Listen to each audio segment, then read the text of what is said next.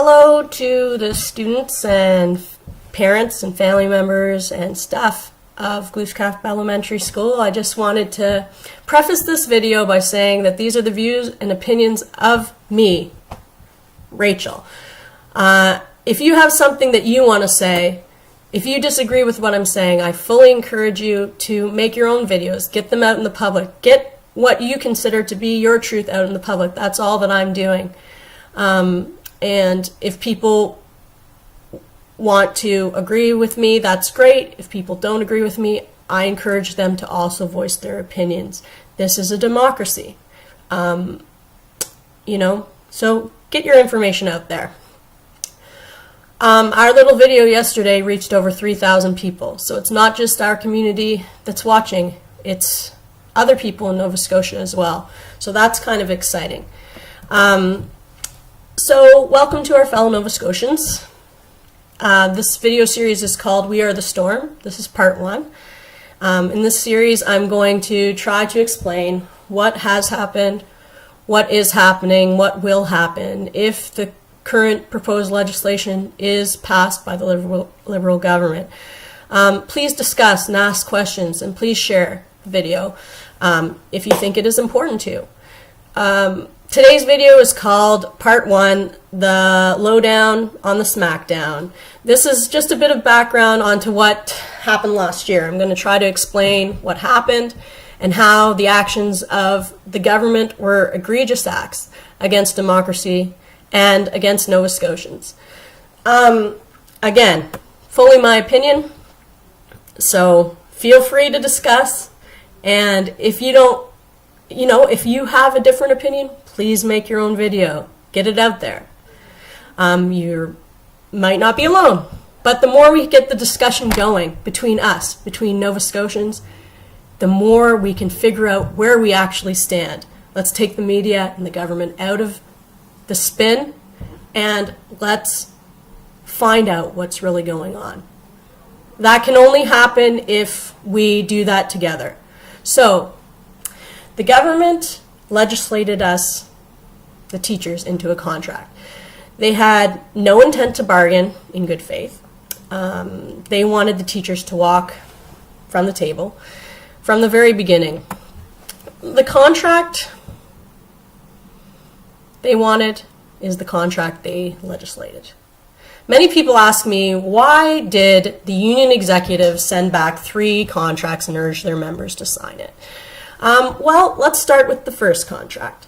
The first contract, they were told by a senior government official that if they didn't get the members to sign it, that they would be legislated into a contract, and that contract would claw back 30 years of negotiations.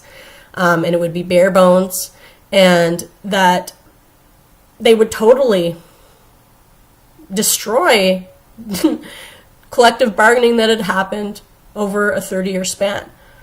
The union believed that senior government official, and I think rightfully so. We know that now.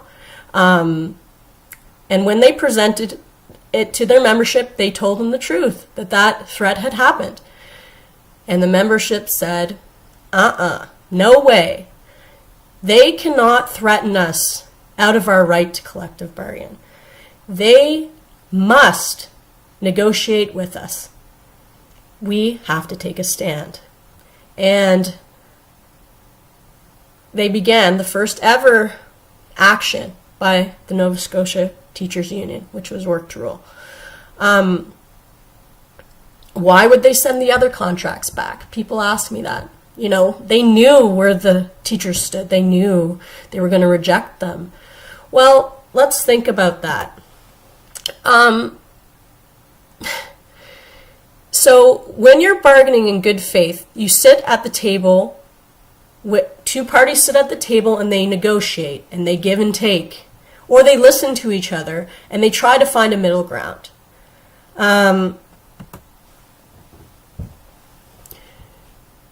One part of collective bargaining is that you don't discuss what's happening at the table with the media or any outside sources until you have an agreement.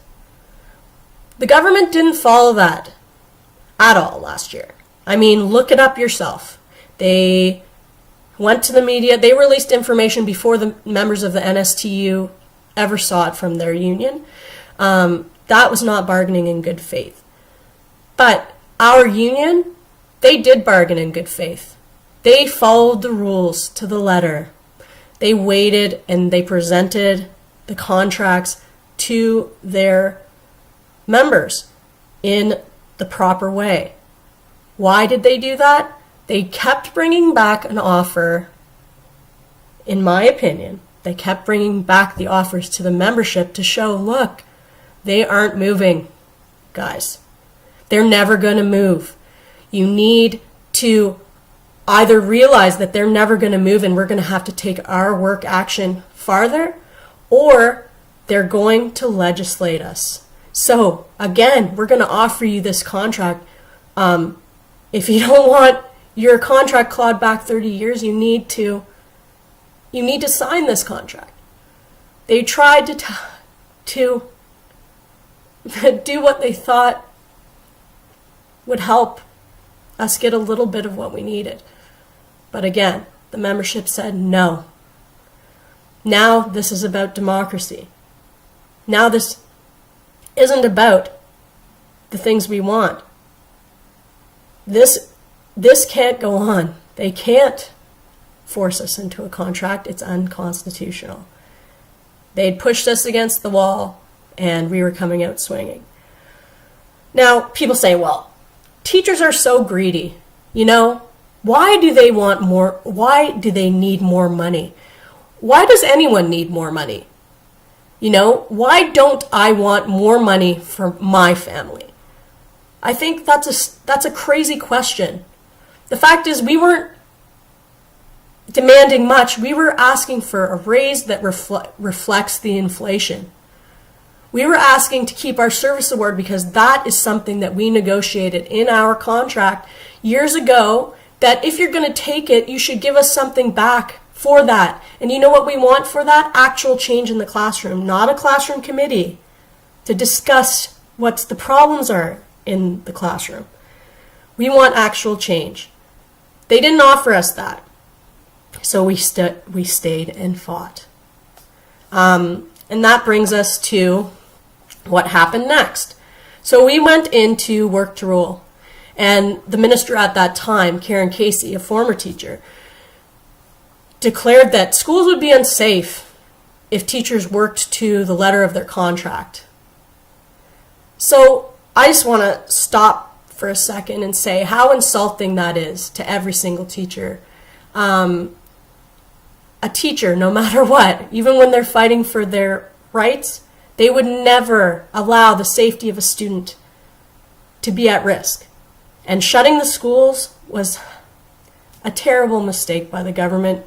There's no way that they could have spun out of that. And the people, rightfully so, the communities, they said no. That was wrong. The teachers continued their work to rule. And it was hard because the government tried to play the people of the community against the teachers. They tried to make it look like the teachers were, didn't care about their students and didn't care about their communities, and nothing could be further from that, right? I mean, yes, work to rule led to the cancellation of dances and the cancellation of sports and the cancellation of extracurricular activities. Yes, it did, because those aren't in our contract. So working to the rule of our contract means that those things don't happen. So I would like to take the time as a Nova Scotian parent to thank teachers that have given their extra time over the years to provide volunteer work that help make our communities better. That's awesome. And I know that when you feel more respected, you, along with many other Nova Scotians, will return to volunteering to make sure that our communities do have dances and sports and other things. But without the respect that we are deserving of, I can't see why a teacher would do that even right now. Many of us are. So why did the government want to pin us against our executive? Why did the government want to make it look like we were fighting on the inside? Because they wanted that because maybe some of us would have believed that spin. Maybe some of us would have been angry at our executive, and, you know, their goal was to break our union. Their goal continues to be that, breaking our union and every other union in the province. But I would like to say thank you to them, because instead of breaking our union, you have galvanized it in a way that will never be broken. You brought all of us together, the brothers and sisters that we'd never met.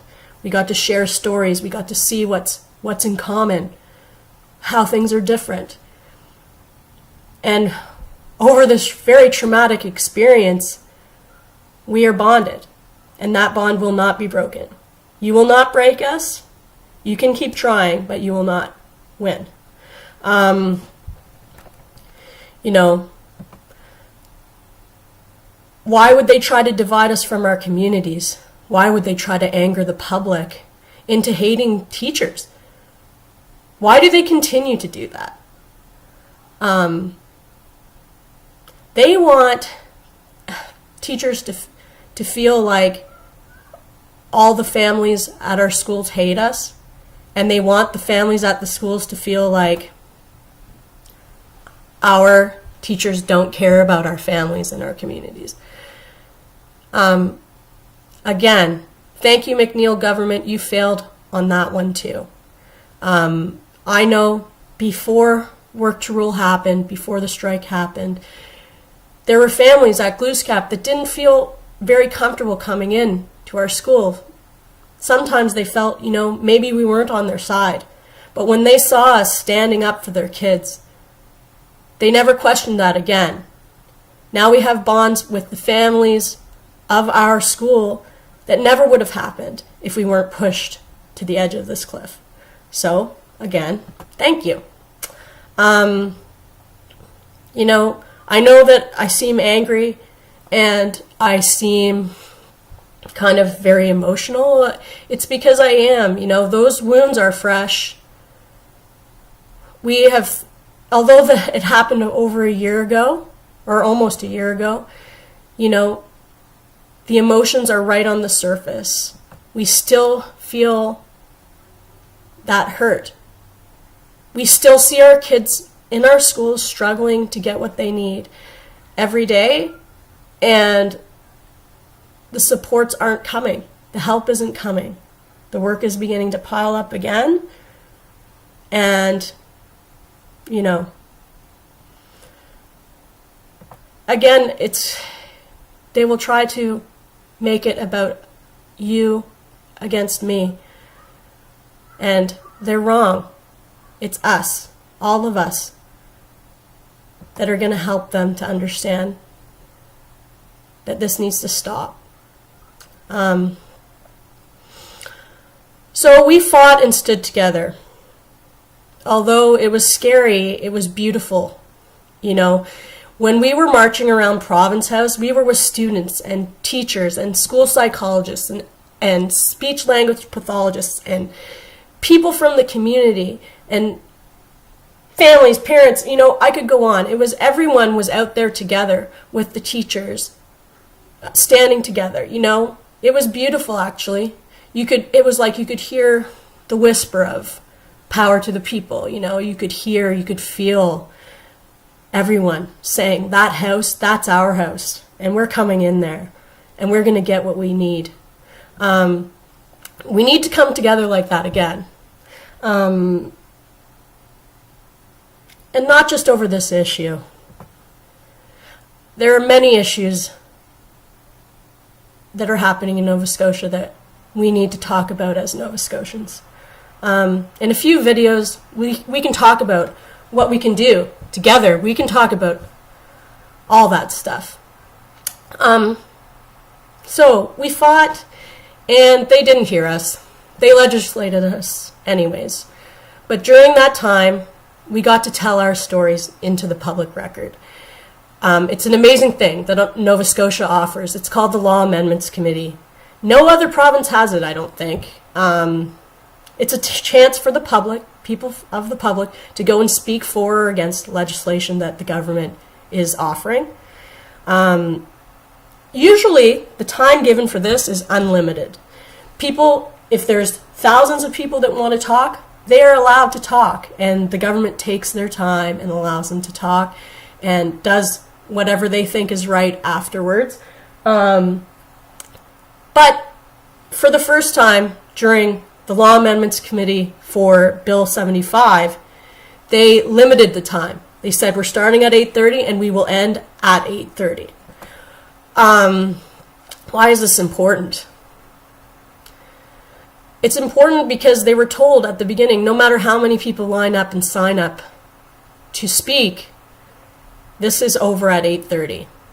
Each speaker is given a couple minutes to tell their story, and then committee members can ask questions, and then the speaker is given some time to answer those questions. I encourage you to search on YouTube for the Law Amendments Committee videos from last February. The stories there are, amazing. They are sad, they are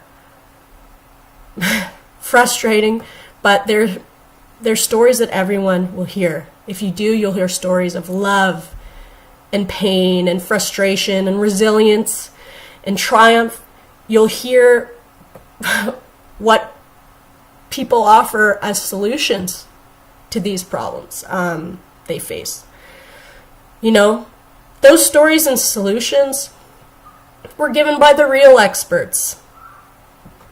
The teachers, the parents, the students, the administrators, the child psychologists, the speech language pathologists, the people that are on the front lines that actually know what's going on in the education system. They're the experts, and all of their stories and all of their solutions are on the record. Even if you have watched the law amendments before, I encourage you to watch them again. This time, as you're watching, as you listen to the stories, I want you to pay attention to who's sitting around the table.